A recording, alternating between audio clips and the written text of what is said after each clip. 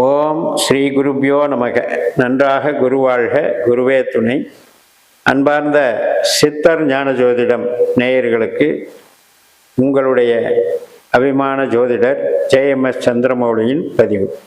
மகர ராசிக்காரர்களுக்கு நம்ம ராசி பலன் பார்க்குறோம். நம்ம இந்த ராசிக்கு என்னுடைய லக்கு, என்னுடைய குணம் இப்படித்தான் அப்படின்னு எல்லாம் நம்ம நினச்சிக்கிட்டு இருக்கோம்.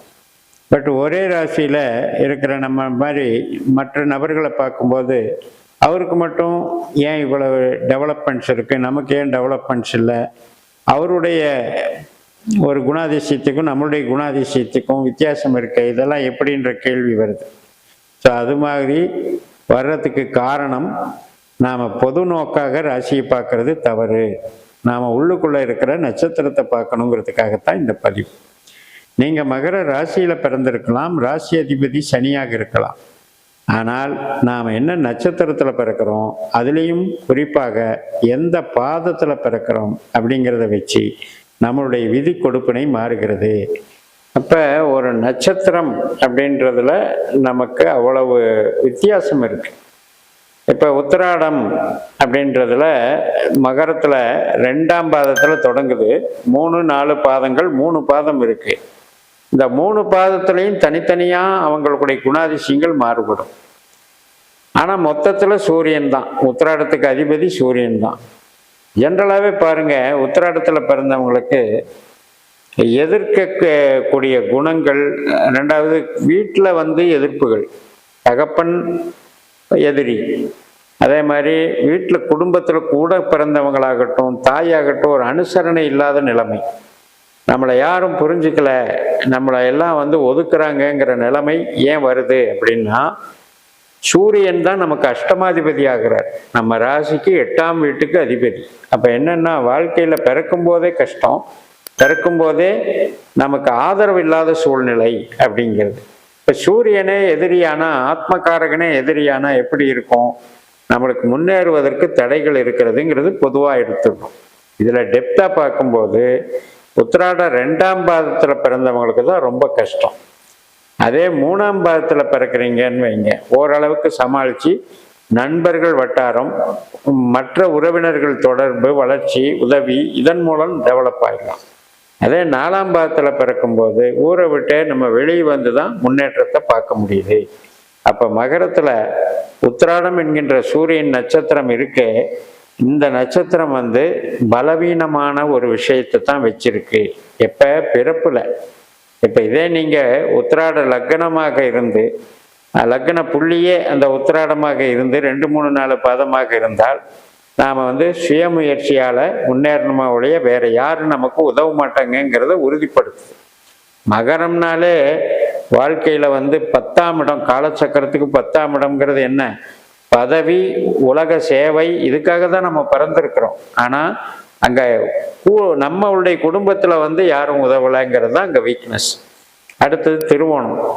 திருவோணம் பார்த்திங்கன்னா சந்திரன். சந்திரன் நான் முதல்லயே சொன்ன மாதிரி சஞ்சலப்பட்ட மனசு, எதுலேயுமே ஒரு ஸ்திரத்தன்மை இல்லை, நாம் ஸ்டடியாக எதையும் செய்ய முடியாது, அது மாதிரி ஒரு ஊக்கம் கிடையாது, யாரையும் எதிர்த்து பேசுறதுக்கு தைரியம் வராது, எதுக்கும் சந்தேக புத்தியோடவே நம்ம இதை பேசலாமா வேணாமா அப்படின்ற தயக்கமே நம்மளுக்கு ஒரு பலவீனமாக இருக்கிறது. காம்ப்ளெக்ஸ் ஃபீலிங்கை உருவாக்கிக்கிட்டே இருக்கும். அந்த ராசி சனியினுடைய வீடு. அங்கே சந்திரன் என்பது மனசு காரகன். இந்த சனி சந்திரன் காம்பினேஷனே நமக்கு மிகப்பெரிய துக்கத்தை கொடுக்கறது அப்படிங்கிறத எடுத்துக்கணும். ஆனால் இதெல்லாம் எப்போ? நீங்கள் சந்திர திசை கடக்கிற வரைக்கும் தான். அதுக்கப்புறம் மற்ற திசைகள் வரும் பொழுது அந்தந்த கிரகம் உங்களை தூக்கி விட்டு சுய பலத்தினால, சுய அறிவினால, உங்களுடைய முயற்சியினால நீங்கள் முன்னேற போறீங்க. அதில் ஒன்றும் மாற்று கருத்து இல்லை. பட் இந்த கிரகத்தின் இந்த சந்திரனுடைய தன்மைக்காக நான் இதை சொல்ல வேண்டியிருக்கு. அடுத்து நீங்கள் செவ்வாய் நட்சத்திரமான அவிட்டம். அவிட்ட பிறந்தால் தவிட்டு பூனையெல்லாம், அதாவது தவிட்டு பானையெல்லாம் பொன்னாகும்னு சொல்லுவாங்க. தவிட்டு கூட்டம் என்பது அவிட்டத்தினுடைய வடிவம். அப்போ அந்த மாதிரி ஒரு அதிர்ஷ்டமான அவிட்டம் அப்படின்னு எடுத்துக்கிட்டாலும் கூட இந்த செவ்வாய் என்பது சகோதரகாரகன். அப்போ சகோதர வழியில் ஒரு பகையாகிறதுக்கும் தாயார் வகையில் யாராவது நம்மளை விமர்சனம் பண்ணுறதுக்கும் அமைப்பு இருக்குது. ஆனால் பிற்காலத்தில் உங்களுடைய அமைப்பு அம்ச ரீதியாக பார்க்கும்போது பிற்காலத்தில் நீங்கள் வந்து ஜெயிக்க போகிறீங்க. ஏன்னா 1ஆம் பாதம் 2ஆம் பாதம், இந்த 1ஆம் பாதம் வந்து கடுமையாக உங்களுடைய முயற்சிகளை போட்டு டெவலப் பண்ண போகிறீங்கன்னு சொல்லுது. 2ஆம் பாதம் வந்து வெளியூர் நபர்கள் மூலம் உதவிகள் கிடைத்து முன்னேறுகிறீங்கன்னு சொல்லுது. அப்போ இந்த அவிட்டத்தில் பிறந்தாலும் உங்கள் வீட்டுக்குள்ள சப்போர்ட் இல்லைங்கிறது தான் இந்த மகர ராசியினுடைய தன்மை. இப்போ இந்த அமைப்பில் இப்போ நம்ம உத்திராடத்தில் பிறக்கிறோம் அப்படின்னு வைங்க, உங்களுக்கு பணம் கொடுக்கறதோ, உங்களுக்கு பணம் சேரக்கூடிய என்ன வகையில் பணம் சேருங்கிறதோ, உங்களுக்கு உத்தியோகம் கிடைக்கிறதோ அல்லது என்ன தொழில் செய்யலாம் அப்படிங்கிறதோ நிர்ணயிக்க வேண்டியவர் யார் அப்படின்னா ராகு பகவான். அப்போ இந்த உங்கள் ஜாதகத்தில் ராகு எங்கே இருக்காரோ அது மாதிரி உங்களுடைய பலன்கள் பிரம்மாண்டமாக நடக்கும். ஒரு சிலர் பார்த்தீங்கன்னா சின்னதாக ஒரு இன்ஸ்டிடியூஷன் ஆரம்பிப்பாங்க, அது அப்படியே நாளடைவில் பெரிய பிரம்மாண்டமாக வளர்ச்சி ஒரு பெரிய யூனிவர்சிட்டி லெவலுக்கு போயிடுவாங்க. அது மாதிரி தான் கம்பெனிகள் ஆரம்பிக்கிறதும், அது மாதிரி தான் வந்து ஒரு ஐடி சென்டர், அதாவது இன்னைக்கு வந்து ஒய்ஃபை ஆகட்டும், இன்னைக்கு ஏஐ டெக்னாலஜி ஆகட்டும், சாஃப்ட்வேர் இண்டஸ்ட்ரி ஆகட்டும், இது எல்லாமே ராகு பேஸ் தான். அப்போ உங்களுக்கு மட்டும் இந்த சந்திரனில் பிறந்த திருவோணத்தில் பிறந்தாலும் உத்திராடம் 3ஆம் பாதத்தில் பிறந்தாலும் உங்களுக்கு மட்டும் இந்த ராகு தான் தொழில் கிரகமாக வருது. அப்போ ரொம்ப பிரம்மாண்டமாக டெவலப் ஆக போகிறீங்க. ராகு மட்டும் உங்கள் ஜாதகத்தில் அருமையாக இருந்திருக்கணும். 2, 6, 10 தொடர்பில் இருந்தால் மிக பிரமாதமாக வளர்ந்துருவீங்க. அடுத்தபடியாக செவ்வாயினுடைய நட்சத்திரம் அவிட்டத்தில் பிறக்கிறீங்கன்னு வைங்க, உங்களுக்கு வந்து மிகப்பெரிய ஒரு வசதி வாய்ப்பான வேலை, அதாவது இப்போ ஒரு பேங்க்கில் வேலை பார்க்குறோம், ஒரு பெருமையாக சொல்லிக்கலாம், ஒரு ஜட்ஜு நீதிபதி, அது மாதிரி உங்களுக்கு ஃபைனான்சியர், நான் வந்து பெரிய பெரிய படத்துக்கு ஃபைனான்ஸ் பண்ணுறேன், பல கோடிகள், அந்த மாதிரி ஒரு அமைப்புக்கு கொண்டு போய் விட்டுருது.